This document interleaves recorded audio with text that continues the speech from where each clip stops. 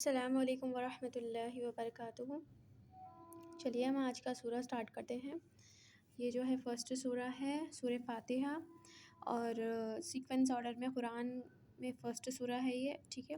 اور پیارے نبی کے اوپر ریویلڈ جو ہوا ہے یہ 5واں سورہ ہے، ٹھیک ہے۔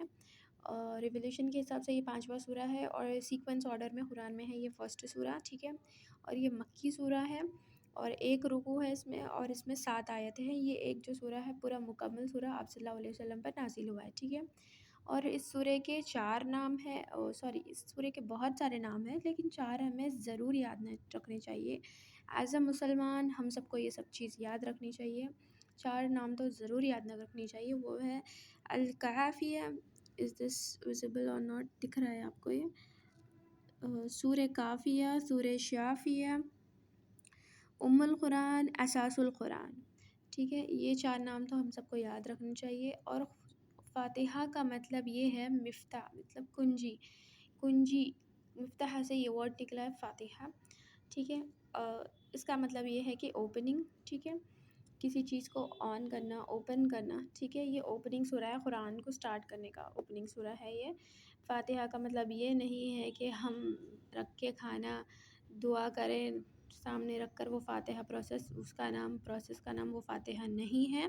ہمیں یہ سوچنا چاہیے اور اس کے بارے میں معلوم کرنی چاہیے۔ یہ سب جائز نہیں ہے اسلام میں، یہ آپ صلی اللہ علیہ وسلم نے نہیں کیا تو ہمیں نہیں کرنا چاہیے، ٹھیک ہے۔ ہر کام سے کوئی شروع کرنے سے پہلے فاتحہ دے دیں گے ایسا بولتے ہیں، یہ غلط ہے، یہ جائز نہیں ہے عمل۔ اور ایک بات یہ بولنی تھی مجھے کہ بسم اللہ الرحمن الرحیم، کچھ ائمہ کا مفہوم یہ ہے کہ بسم اللہ الرحمن الرحیم یہ سورہ کے ساتھ ہی شامل ہے، کیونکہ یہ بات اس وجہ سے بولتے ہیں وہ کہ جیسے سلیمان علیہ السلام نے کوئن سبا کو خط بھیجا تھا، انہ سلیمان فاطمہ بینا بسم اللہ الرحمن الرحیم، مطلب سلیمان کے نام سے اور بسم اللہ شروع کرتا ہوں اللہ کے نام سے، ٹھیک ہے، ایسا بولا تھا انہوں نے، تو اس وجہ سے یہ سمجھتے ہیں کہ یہ شامل ہے سورہ میں۔ بٹ ہمیں یہ بات یاد رکھنی چاہیے، اگر ویسا کچھ رہتا تو صحابہ کو آپ صلی اللہ علیہ وسلم ایسا تو نہیں بولتے تھے کہ اس کے جیسے کہ قرآن آپ صلی اللہ علیہ وسلم نے صحابہ کو ڈیکوڈ کر دیا تھا، تو صحابہ نے جیسے آپ صلی اللہ علیہ وسلم نے جیسا سٹائل جیسا کوڈ بتایا ہے اس حساب سے ان لوگوں نے ایسے لکھا ہے نا، ایسا کروایا ہے، تو کیسے ہو سکتا ہے یہ شامل؟ سب کا الگ الگ سوچنے کا انداز ہوتا ہے۔ اور 4 ائمہ جو ہے، ٹھیک ہے، سلف صالحین، ان کا مفہوم یہ ہے کہ سب کا الگ الگ سوچ تھنکنگ ہے، سب کی رائے کو ہمیں ریویو کرنا چاہیے، دیکھنا چاہیے۔ ابو حنیفہ کا مفہوم یہ ہے کہ جب نماز پڑھتے ہیں تو جب سورہ فاتحہ جب امام بولتا ہے تو مقتدی کو خاموش رہنا چاہیے۔ اور امام شافعی کا یہ مفہوم ہے کہ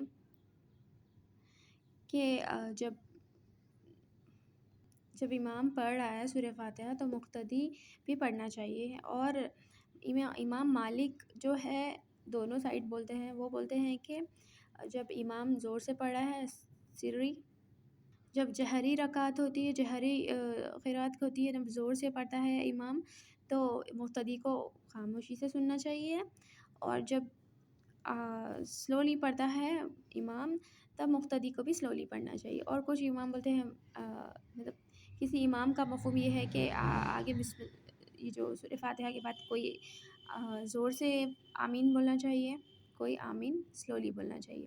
تو دیکھیے یہ سب کی تھنکنگ الگ ہے، ٹھیک ہے۔ ہمیں سب کو ویلیو کرنی چاہیے، ٹھیک ہے۔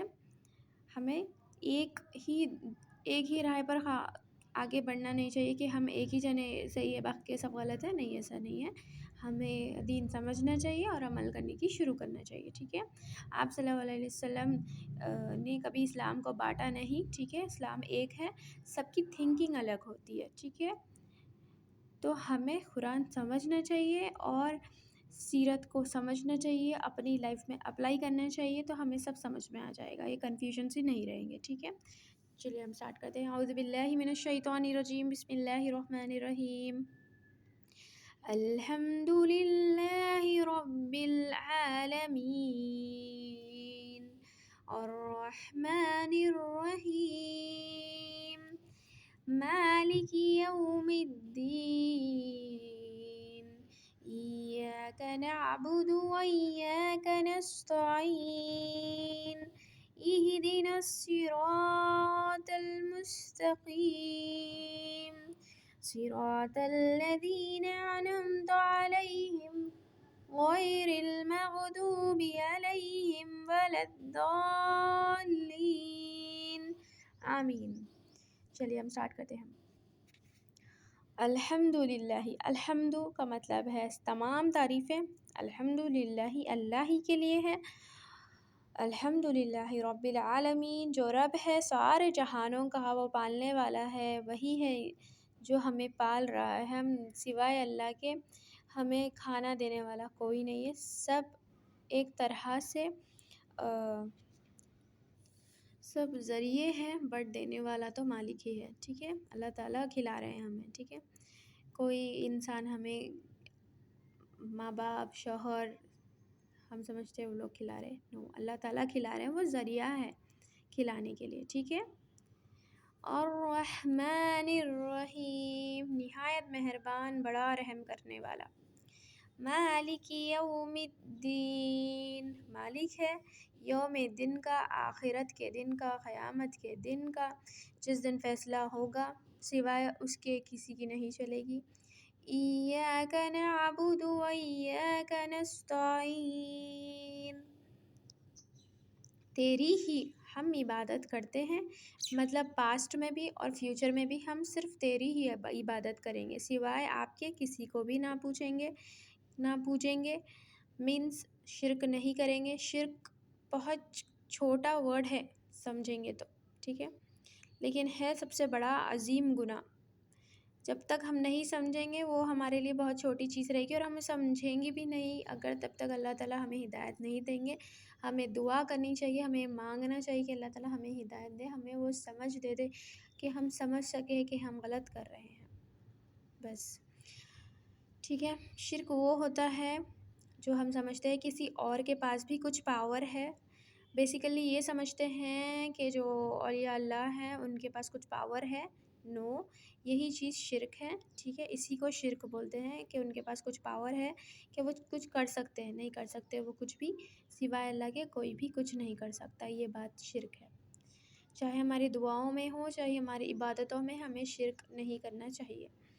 قرآن شرک کرنے والے کو جنت میں جانے سے روک دیتا ہے، آپ صلی اللہ علیہ وسلم بھی اسے نہیں بچا سکتے۔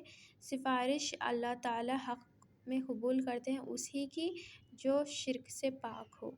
سو ہمیں بیسیکلی موسٹ بیلونگ محمد صلی اللہ علیہ وسلم کے بیسٹ فالوور بننا ہے، تو ہمیں قرآن سیکھنا ہے اور سیرت کو سمجھنا ہے، سیکھنا ہے اور عمل کرنا ہے، تبھی ہم انشاءاللہ تعالیٰ جنت میں جا سکیں گے۔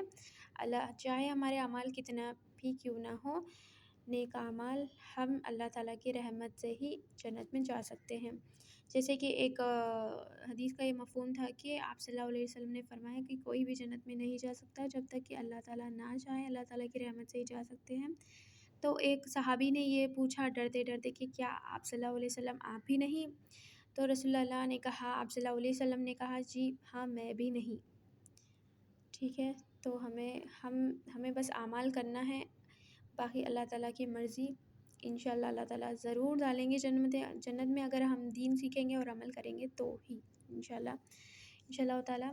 ایاک نعبد و ایاک نستعین، ہم تیری ہی عبادت کرتے ہیں اور تجھی سے ہم مدد چاہتے ہیں، ہی جو ہے پاسٹ میں بھی یوز ہوتا ہے اور پریزنٹ میں بھی، ٹھیک ہے۔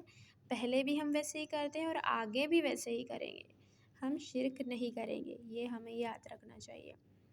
اور اگر ہم نے شرک کیا ہے، اللہ تعالیٰ ہم سب کو معاف کر دے، ہم نہیں جانتے کہ ہم شرک کر رہے ہیں اور ہم بس کیے جا رہے ہیں، ہمیں اپنی غلطی کا احساس نہیں ہو رہا ہے، بس ہمیں اللہ تعالیٰ وہ سمجھ دے دے اور ہمیں معاف کر دے اور ہمیں دین کی راہ میں آسان کرا دے، دین ہمیں عمل کرنا آسان کرا دے، بس یہ دعا کرنی چاہیے ہمیں۔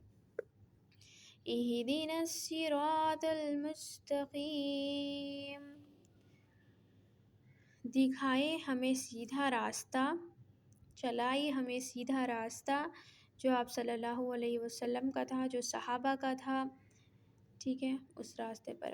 صراط الذین انعمت علیہم غیر المغضوب علیہم ولا الضالین، آمین۔ صراط راستہ، لذین ان لوگوں کا، انعمت انعام کیا آپ نے، تو نے، جیسے میں نے بولا ہے کہ وہ عربی زبان میں آپ لفظ نہیں ہیں، ٹھیک ہے، یہاں اللہ تعالیٰ سے مراد ہے، یہاں پر اللہ تعالیٰ وہ راستے پر چلائیے جن پر آپ نے صراط الذین مطلب وہ لوگوں کو چلایا جو سیدھا راستہ تھا، وہ لوگوں کے راستے پر ہمیں بھی چلائیے، غیر لیکن نہیں چلائیے وہ لوگوں کا جن کے اوپر آپ کا غصہ غضب نازل ہوا، اور علیہم اور نہ ہی گمراہوں کا، ٹھیک ہے، یہ یہودی اور عیسائی ہے جو اپنے صحیح راستے سے پھٹک گئے ہیں۔ اللہ تعالیٰ ہمیں سیدھی راہ بتا دیجیے جو آپ صلی اللہ علیہ وسلم کی تھی، جو سارے رسولوں کی تھی، ٹھیک ہے، سارے نبیوں کی تھی، جو ہے توحید پرست ہونا، سوائے اللہ کے کسی کو بھی اس کا شریک نہ بنانا۔ آپ صلی اللہ علیہ وسلم اپنے آپ کو توحید پرست بتاتے تھے، میں اللہ کے علاوہ کسی کو بھی شریک نہیں کرتا ہوں، ہمیں بھی ویسے ہی بننا چاہیے۔ اور جزاک اللہ خیراً کثیرہ، دعاؤں میں یاد رکھیے اور نمازوں کی پابندی کیجیے، خود بھی پڑھے، دوسروں کو بھی پڑھائے اور اپنی آخرت سدھارے۔ جزاک اللہ خیر۔